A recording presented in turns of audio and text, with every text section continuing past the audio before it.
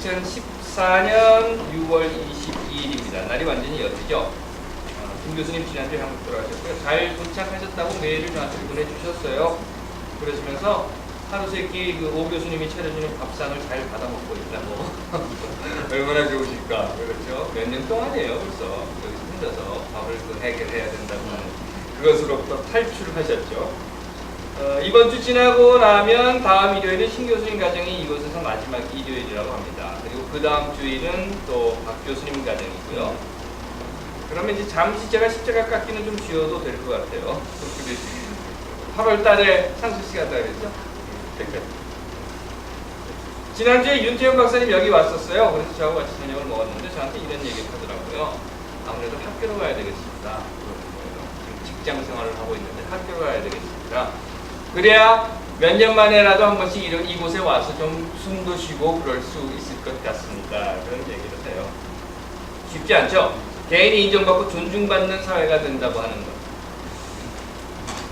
우리가 살고 있는 이곳 하트포드를 캐피털 오브 알러지라고 합니다. 나무 수종이 굉장히 다양해서 그렇다고 하는데요. 그러다 보니까 많은 사람들이 알러지 때문에 고생을 굉장히 해요. 보통은 봄에 한 번, 가을에 한 번 이렇게 하는데 금년은 날씨가 좀 이상해서 원래 지금쯤이면은요 6월 말 이때쯤 되면 비 한 번 쫙 오고 송화가루 노란 거 다 없어져야 되거든요. 근데 아직까지도 그냥 몰았습니다. 알러지 때문에 의사를 찾아가면 의사들이 다들 그런다고 하죠. 뭐 어쩔 수 없다. 그냥 버텨라. 정 못 참겠으면 다른 곳으로 이사 가라. 이렇게 한답니다. 그렇게 한다고 하는데 뭐 어쩔 수 없죠. 참아야 할 것이 있습니다. 방법 없이 그냥 버티는 거. 내 능력으로 어쩔 수 없다. 이런 것들입니다. 하지만 어떤 것들은요. 내 능력으로 내가 할 수 있다. 이런 것도 있어요. 물론 오늘 무엇을 먹을까? 무엇을 마실까? 이런 것이야 내가 판단하고 결정해서 행동하면 되죠. 물론 늘 아내가 만들어주는 음식만 드시는 분들은 내가 무엇을 먹고 싶은가 하는 것보다는 아내가 무엇을 먹이고 싶은가에 따라서 먹는 것이 달라지기는 하겠습니다만 여하튼 어떤 것은 내가 할 수 있는 게 있고 어떤 것은 내가 할 수 없는 것이 있습니다. 그러면 그냥 버텨야 되는 거예요.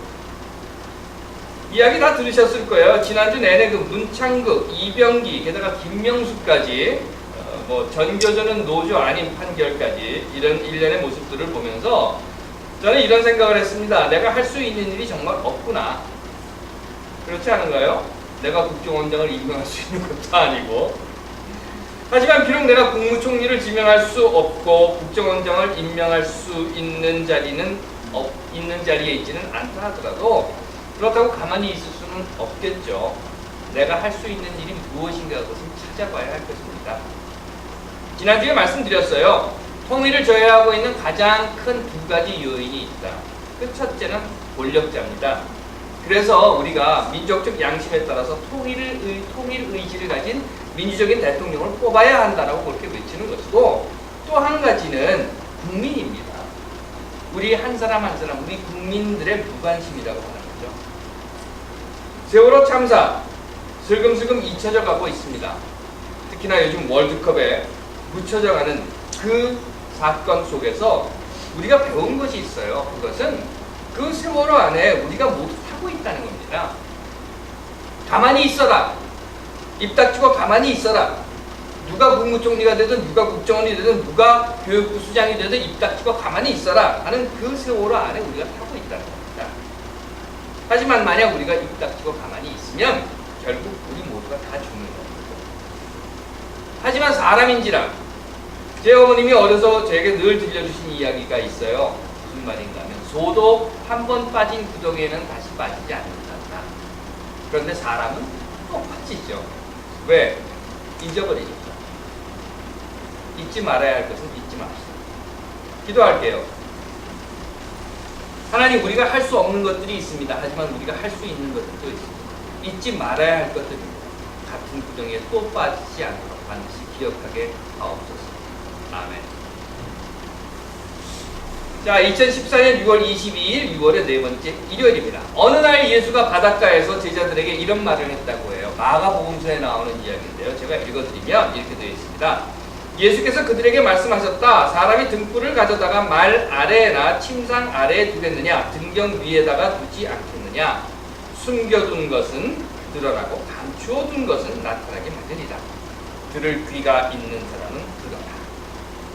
어려서 저는 이 말을 읽으면서 왜 등불을 이렇게 타고 다니는 말 아래다 갖다 둘까? 그러면 말 배가 탈 텐데 그런 생각을 했어요. 뜨거워질 텐데.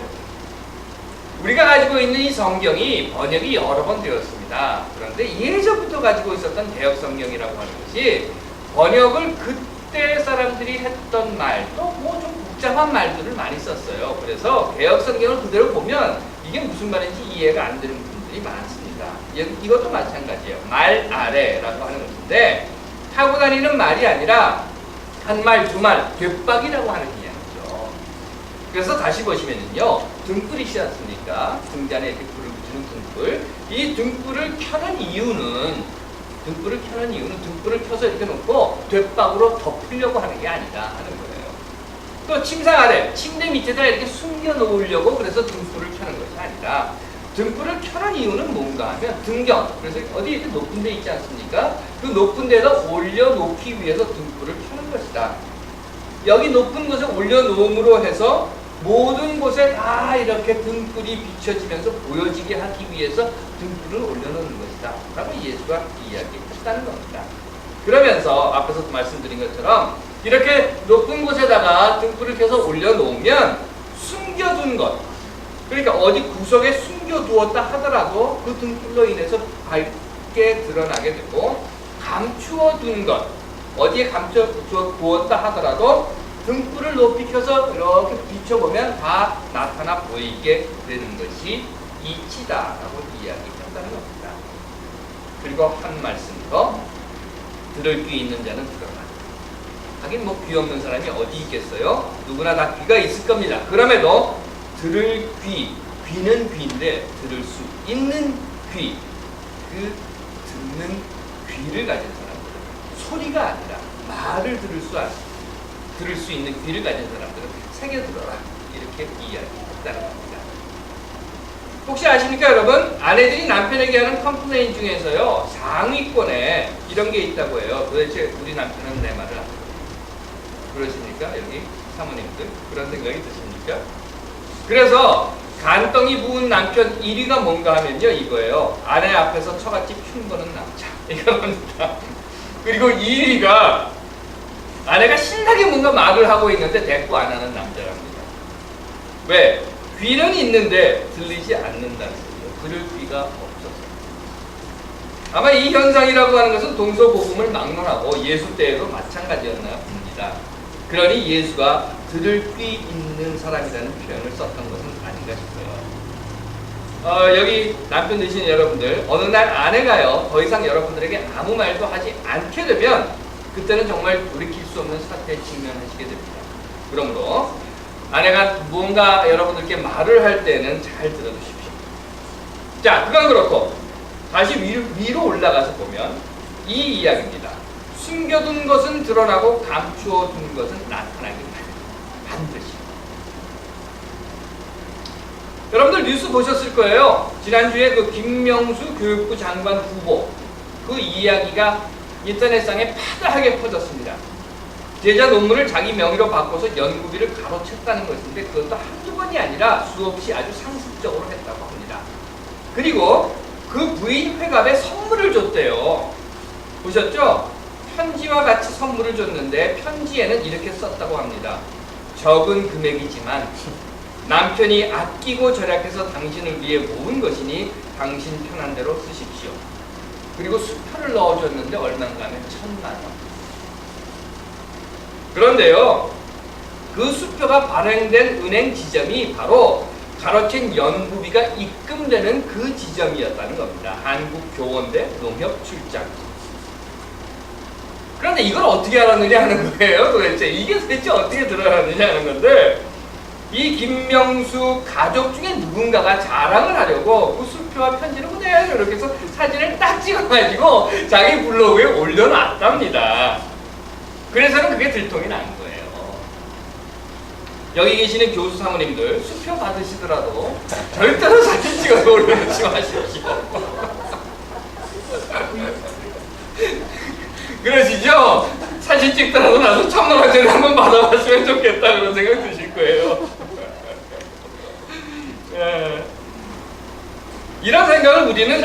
쉽게 합니다. 누가 알겠어? 그리고 넘어가는 거예요. 그런데 말이죠. 알아요. 특히 요즘처럼 인터넷이 발달한 세상에서는 구글 서치에다가 따다다다닥 치고 1시간도 아니에요. 한 30분만 따다다다닥 해보면 쫙 다 나옵니다. 제가 강연회를 다니다 보면요. 자주 이런 말을 들어요. 목사님 저번에 쓰신 그 글 뭐 이렇게 하면서 이야기를 하는데 어떤 경우는 사실 제가 잘 기억이 나지도 않습니다. 하지만 일단 인터넷에 뜨고 나면 카피를 해서 마구 뿌려요. 그러면 통계 불능입니다. 어디가 있는지도 몰라요. 나는 이 내 글이 어디에 지금 들어가 있는지도 모르지만 내 글을 지워버려도 그 글들은 남아있다는 겁니다. 그래서 인터넷이라고 하는 이 가상 공간 속에서 펄펄 살아날깁니다.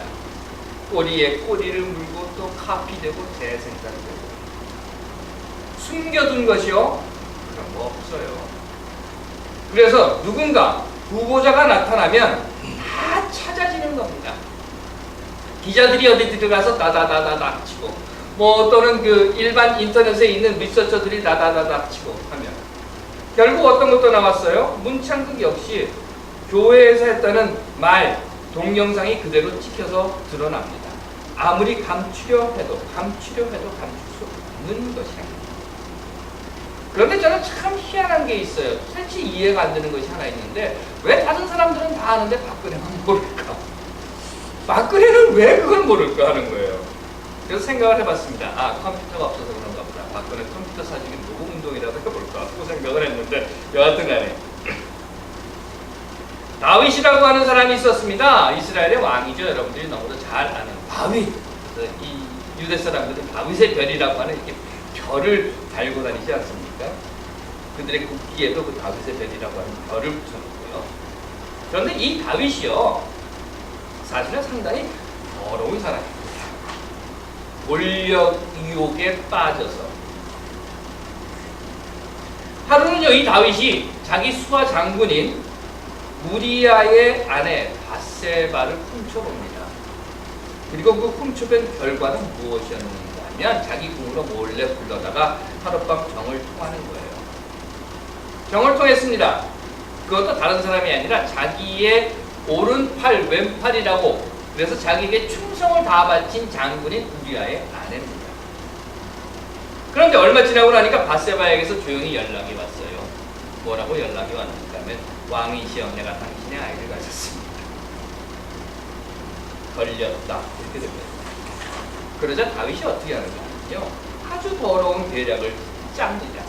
그 더러운 계략으로 인해서 자신에게 충성을 다 바치고 목숨을 다 바친 그 우리아 장군을 전쟁터에 쓱 밀어넣어서 죽여버리고 말아요. 우리아가 죽자마자 어느 정도 이해를 갖추고 그 이해가 딱 끝나자마자 바로 밧세바를 데려다가 자기의 왕비로 삼습니다. 하나님 눈에 그 짓거리가 보이지 않을 리가 없었겠죠. 그래서 하나님께서 다윗에게 나단이라고 하는 예언자를 보냅니다. 그리고 이 나단이라는 예언자의 입을 통해서 다윗에게 이런 말을 하게 돼요. 내가 너와 내 집에 재앙을 일으키고 내가 내 눈앞에서 내 아내를 빼앗아 내 이웃들에게 주리니 그 사람들이 내 아내들과 더불어 백주에 동침하리라.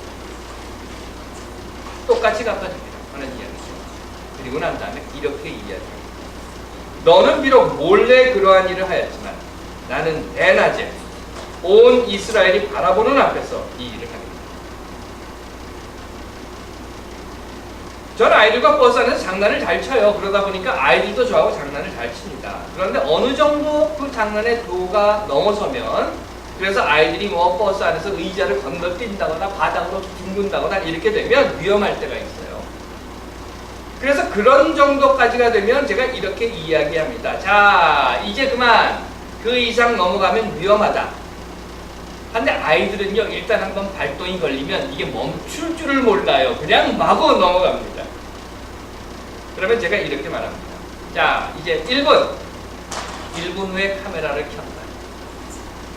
사실 스쿨버스는 카메라가 다 장착이 되어 있어요. 4개가 있습니다. 앞에서 뒤로, 뒤에서 앞으로, 그리고 여기 승강대 올라오는 데 하나, 그리고 앞에 전면을 비치는 이런 카메라가 있습니다.